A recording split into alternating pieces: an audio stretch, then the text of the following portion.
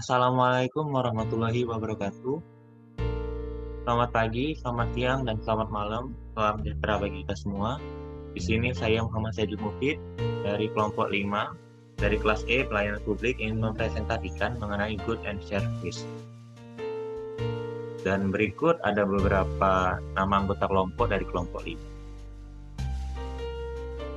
Adapun pokok pembahasan pada materi yang ingin saya paparkan, yang pertama ada konsep perbedaan barang dan jasa, yang kedua ada tipologi barang dan jasa.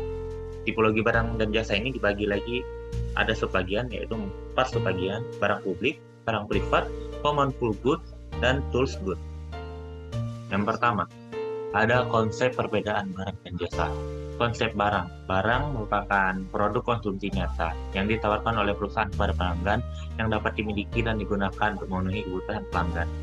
Nah, menurut Fandi Ciptono tahun 1999, barang adalah produk yang berwujud fisik sehingga dapat dilihat, disentuh, dirasa, dipegang, disimpan, dan dilakukan fisik lainnya.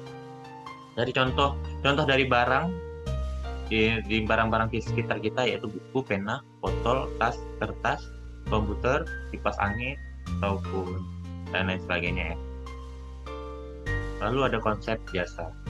Jasa atau layanan atau service adalah produk ekonomi tidak berwujud yang disediakan oleh seseorang atas permintaan orang lain. Layanan hanya dapat disampaikan pada saat tertentu dan tidak memiliki identitas unik. Layanan hanya dapat digunakan namun tidak dapat dimiliki. Sebagai contoh, kita membeli tiket untuk menonton film di bioskop. Bukan berarti kita membeli bioskop tersebut, tapi kita hanya membayar harga layanan yang tersedia saja. Dan menurut Kudler dan Lupiodi tahun 2014, jasa adalah setiap tindakan atau kegiatan yang dapat ditawarkan oleh satu pihak kepada pihak yang lain. Pada dasarnya tidak berwujud dan tidak mengakibatkan perpindahan kepemilikan apapun. Produksi jasa mungkin berkaitan dengan produk fisik atau tidak. Contoh dari jasa ini banyak sekali ya teman-teman, seperti perbankan, asuransi, transportasi, komunikasi, dan lain sebagainya. Lalu materi 2 yaitu tipologi barang dan jasa. Ada subbagiannya yaitu barang publik atau public goods. Barang publik merupakan barang-barang yang tidak dapat dibatasi siapa penggunanya, tetapi tidak seorang pun yang bersedia menghasilkannya, atau mungkin dihasilkan oleh pihak swasta, akan tetapi dalam jumlah yang sangat terbatas. Karakteristiknya dari barang publik ini yaitu non-rivalry atau manfaat atas konsumsi suatu barang tidak berkurang meskipun dikonsumsi beberapa individu. Lalu ada non-executable, yang mana pemanfaatan suatu barang tidak dapat diputuskan bagi individu. Lalu di sini ada barang private atau private goods. Barang private secara tipikal adalah barang yang diperoleh melalui mekanisme pasar titik temu antara produsen dan konsumen, yaitu mekanisme harga. Oleh karena itu, kepemilikan barang privat biasanya dapat teridentifikasi dengan baik. Contoh umum barang privat yaitu barang konsumen dan barang modal. Untuk mendapatkannya, konsumen harus membayar, kesediaannya juga berkurang ketika dikonsumsi oleh pengguna tertentu. Adapun sifat barang privat yaitu rivalrous consumption, yang mana penggunaan barang oleh satu orang mengurangi ketersediaan untuk orang lain.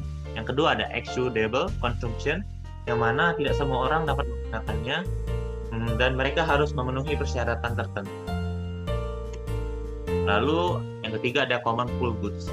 Menurut Safas tahun 2000, common goods adalah barang dan jasa yang kepemilikannya bersifat umum namun dikonsumsi secara individu, bersifat tidak dapat dipisahkan atau non-excludable, tapi dapat dibagikan atau divisible, tersedia dengan sendirinya secara alamiah, dapat diperoleh tanpa harus membayar dan tanpa ada halangan yang berarti. Contohnya udara, air, ikan di laut, dan gas bawah tanah. Untuk mengatur dan menjamin ketersediaan barang-barang yang bersifat common goods dalam waktu yang relatif lama, maka ada tindakan-tindakan yang bersama, yaitu collection action, untuk mengatur secara tegas tentang batas-batas pemanfaatan dan cara-cara yang digunakan untuk memperoleh barang tersebut. Contoh-contoh tentang collective action seperti ini banyak dilakukan untuk melindungi hewan-hewan jenis tertentu yang sudah hampir punah.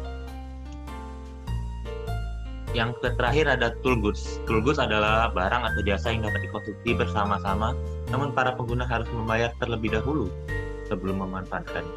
Tool goods dapat disuplai melalui mekanisme pasar dan dapat dimiliki baik secara pribadi, kelompok yang berorientasi profit atau swasta, dan kelompok yang sifat non-profit atau LSM. Contoh tool goods yaitu fasilitas rekreasi, perpustakaan, TV kabel, jaringan telepon, dan listrik, ataupun lain sebagainya. Sekian presentasi dari kelompok 5. Kurang lebihnya mohon maaf. Kepada Allah saya mohon ampun. Assalamualaikum warahmatullahi wabarakatuh.